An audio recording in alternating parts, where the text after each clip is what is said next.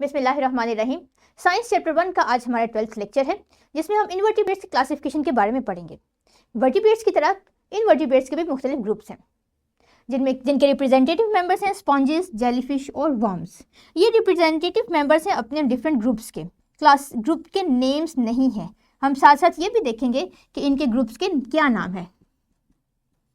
और जो हमारा आज का एसएल होगा इसके लिए वो है classify invertebrates into 5 groups: sponges, worms, insects, snails and starfish। जिनमें से 3 ग्रुप्स स्नेल्स और स्पॉन्जेस के बारे में हम आज पढ़ेंगे। इसके अलावा एक और ग्रुप भी है जेलीफिश, वो भी देखेंगे क्योंकि उनके कैरेक्टर्स इन दोनों के इन बिटवीन हैं। चलिए स्टार्ट करते हैं। एक छोटी सी रिकैपिंग एक्टिविटी कर लेते हैं। इनवर्टिब्रेट्स आप ग्रेड 4 में पढ़ चुके हैं। कुछ तस्वीर आपके सामने आ रही हैं। आपने इनके ऑब्जर्व करके ये बताना है कि क्या ये दोनों मेंबर्स वाकई ही इनवर्टिब्रेट्स हैं या इनमें कुछ वर्टिब्रेट्स के कैरेक्टरिस्टिक्स भी आपको दिखाई दे रहे हैं। वेल डन, यानी आपने अच्छे से आइडेंटिफाई कर लिया कि ये दोनों ऑर्गेनिजम्स इनवर्टिब्रेट्स से बिलोंग करते हैं। अब में से कुछ स्टूडेंट समझेंगे कि ये प्लांट्स हैं, लेकिन दर हकीकत ये प्लांट्स नहीं है बल्कि ये एनिमल्स हैं। और इससे तो आप बहुत ही फेमिलियर हैं। बहुत से बच्चों ने इस पर डॉक्यूमेंट्रीज भी देखी होंगी, जिसे जेलीफिश कहा जाता है। चलिए, ये एक और एनिमल है आपके सामने, इसका नाम है एस्केरिस। इसके बारे में बताइए कि क्या ये वर्टिब्रेट है या इनवर्टिब्रेट। दैट्स गुड, ये भी इनवर्टिब्रेट है।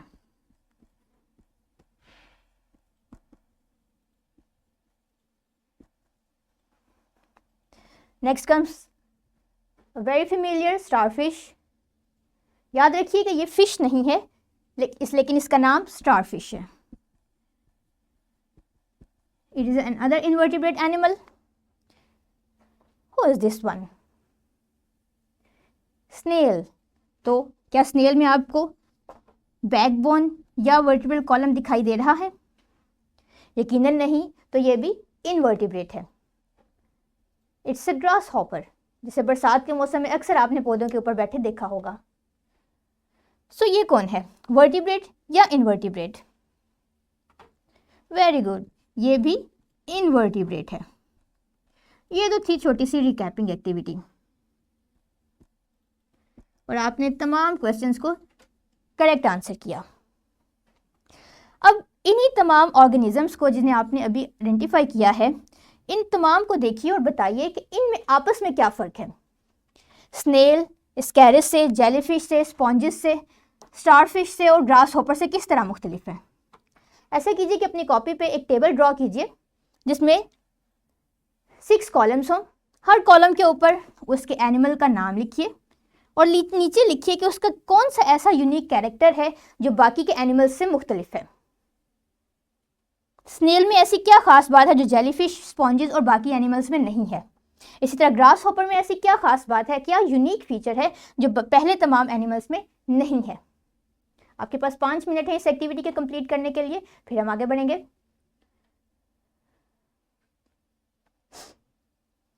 आई होप कि आपने सही से कैरेक्टर्स आइडेंटिफाई किए होंगे, और अगर नहीं भी किए तो कोई बात नहीं, इस लेक्चर के एंड पे आपको अपनी इसका रीचेक करने का मौका मिल जाएगा।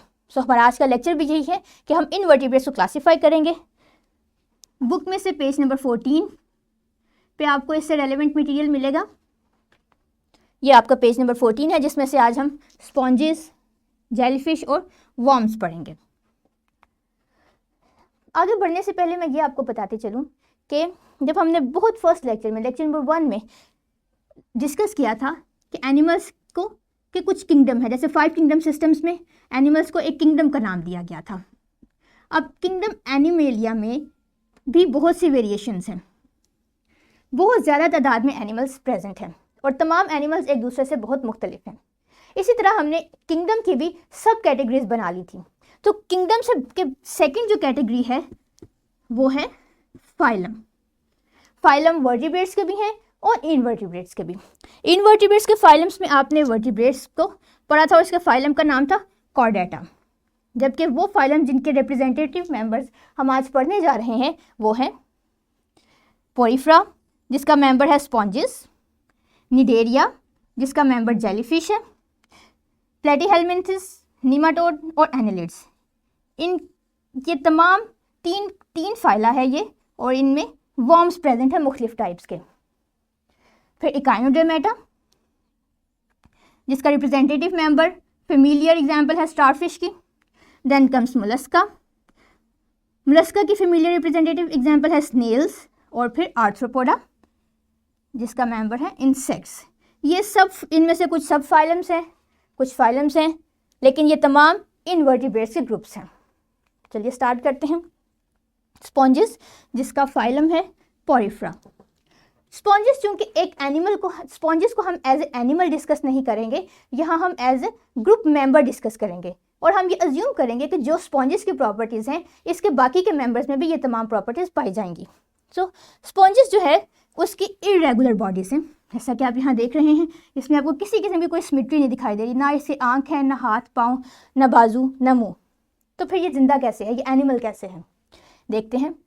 इसमें कोई भी सिमेट्री नहीं है, नॉन मोटाइल है, मूव नहीं कर सकता, और अपने आप को किसी ना किसी सॉलिड प्लेस पे अटैच कर लेता है। इसके लोअर साइड पे सकर्स प्रेजेंट हैं, वो खुद को सक कर लेते हैं, अपने आप को अटैच कर लेते हैं किसी सॉलिड प्लेस पे, सी के बॉटम में या रॉक में। और ये तमाम के तमाम मेरीन एनिमल्स हैं, जिनमें से सिर्फ चंद एक स्पीशीज़ ऐसी हैं जो फ्रेश वाटर में पाई जाती हैं।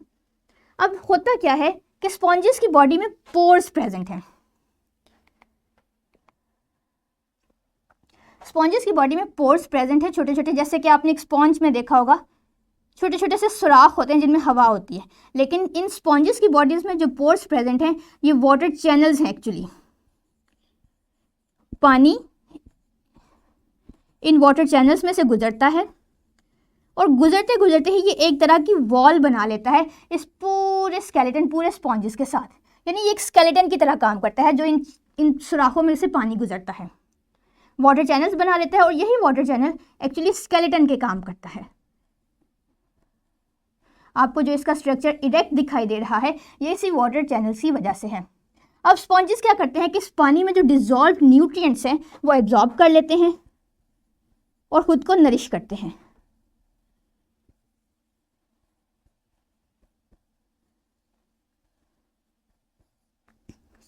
पानी ही इनको स्केलेटन प्रोवाइड करता है और इनके लिए फूड का काम करता है, और यही इनका इंटरनल स्केलेटन भी है।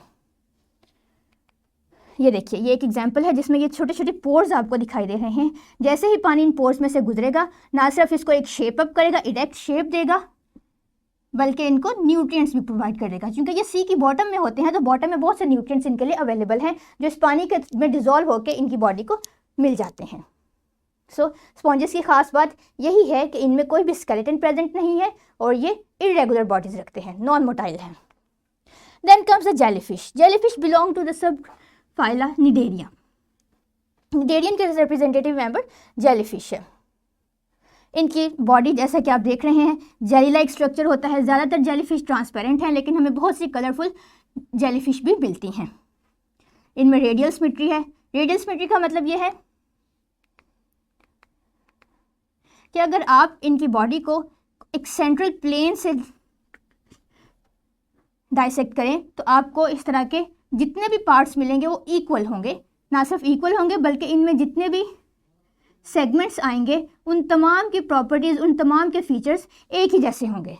यानी जो काम सेगमेंट ए करेगा वही काम और पार्ट सेगमेंट बी में होंगे, और वही काम और पार्ट सेगमेंट सी में और सेगमेंट डी में होंगे। तो ऐसी बॉडी जिसमें एक सेंट्रल एक्सिस के गिर्द डिस्क शेप स्ट्रक्चर या एक्सिस बनता है उसे रेडियल सिमेट्री कहा जाता है।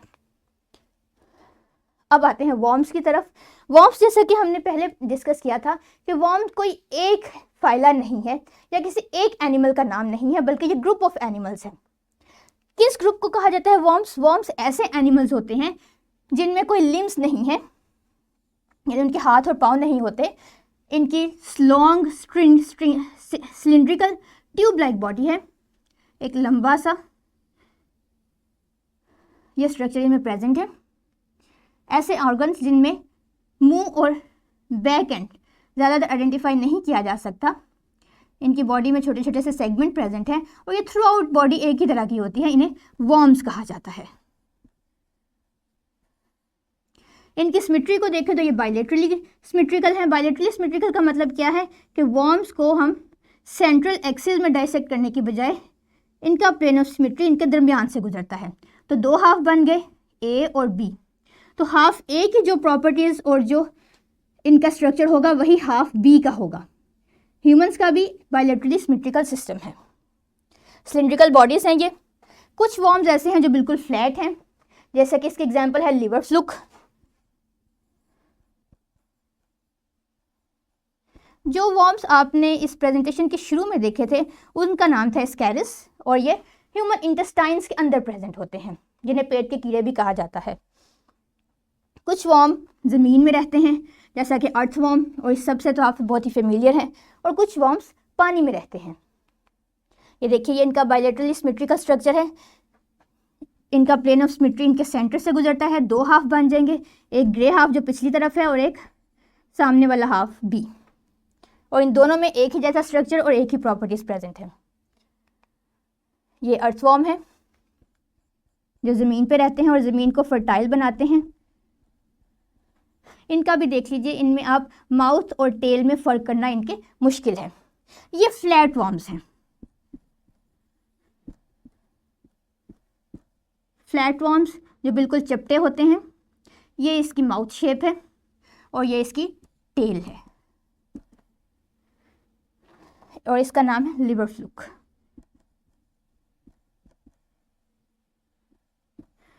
और हर तरह के वॉर्म एक अलग ग्रुप से बिलोंग करते हैं।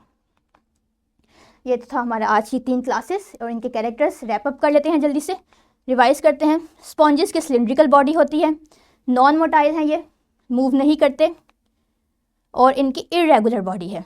इसमें कोई ख़ास शेप प्रेजेंट नहीं है। आपको बहुत सी तरह के स्पॉन्जेस मिलने के, बहुत पतले भी और बहुत से मोटे भी। जेलीफिश में रेडियल सिमेट्री है। इनमें मूवमेंट के लिए टेंटिकल्स हैं, ये इनके टेंटिकल्स हैं, और ये स्टिंकी हैं।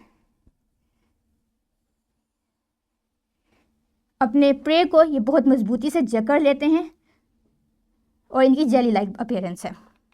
इसी तरह वॉर्म्स में tube like body structure present है। इनके कोई लिम्स नहीं होते, हाथ पाँव नहीं हैं इनके, और इनमें बायलैटरल सिमेट्री प्रेजेंट है। अब आते हैं वर्कशीट की तरफ।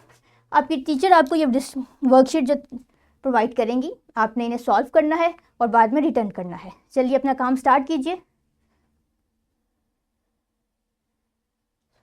बहुत अच्छे से आपने अपना काम कंप्लीट किया। अब आइए ज़रा होमवर्क देखते हैं कि आपने क्या करना है। पहले तो अपना पेज नंबर 18 खोलिए बुक का। इसमें से सेक्शन बी में से आपने क्वेश्चन नंबर 9 और 10 सॉल्व करना है। क्वेश्चन नंबर 9 ये है कि जेलीफिश और स्पॉन्जेस में क्या फ़र्क है। चूँकि ये सारे पानी में रहते हैं, तो इनको हमने फ़िश के साथ ग्रुप अप क्यों नहीं किया, क्योंकि फ़िश भी तो पानी में रहती है, और हमारी एक क्लासिफिकेशन की वजह हैबिटेट भी थी। अगर जेलीफिश और स्पॉन्ज पानी वाटर लिविंग हैं, तो हमने इन्हें फ़िश के साथ क्यों नहीं ग्रुप किया। आपने इसकी वजह बतानी है, और इसकी वजह में वो तमाम कैरेक्टर्स लिखने हैं जो डिस्टिंग्विशिंग कैरेक्टर्स हैं, यूनिक कैरेक्टर्स हैं स्पॉन्जेस के और जेलीफिश के और फिश के। क्वेश्चन नंबर 10 है कि वॉर्म्स क्या होते हैं। आपने इनकी कुछ एग्जाम्पल्स देनी है और इनके फीचर्स बयान करने हैं। फीचर्स अभी हमने रैप अप जब लेसन किया था तो भी रिवाइज किए थे, आप वही फीचर्स अपने रिपीट कर सकते हैं, रिप्रोड्यूस कर सकते हैं अपने होमवर्क पे। अब सेक्शन सी का पेज नंबर 18 से आपने क्वेश्चन नंबर 3 सॉल्व करना है, लेकिन क्वेश्चन नंबर 3 आप पार्शली सॉल्व करेंगे। क्वेश्चन नंबर 3 ये है कि describe the classification of invertebrates into सब ग्रुप्स। इनवर्टिब्रेट्स के हमने तकरीबन 5 ग्रुप या 6 ग्रुप्स पढ़े हैं, जिनमें से 3 की डिटेल्स आज हमने स्टडी की है। आपने इन तीनों की डिटेल्स स्पॉन्जेस, जेलीफिश और वॉर्म्स, इनकी डिटेल इनके कैरेक्टर्स और एग्जाम्पल्स के साथ लिखनी है। और अपनी नेक्स्ट क्लास में हम बाकी के 3 क्लासेस स्टारफिश, स्नेल्स और इंसेक्ट को स्टडी करेंगे। यहाँ तक था हमारा आज का lecture. Thank you very much.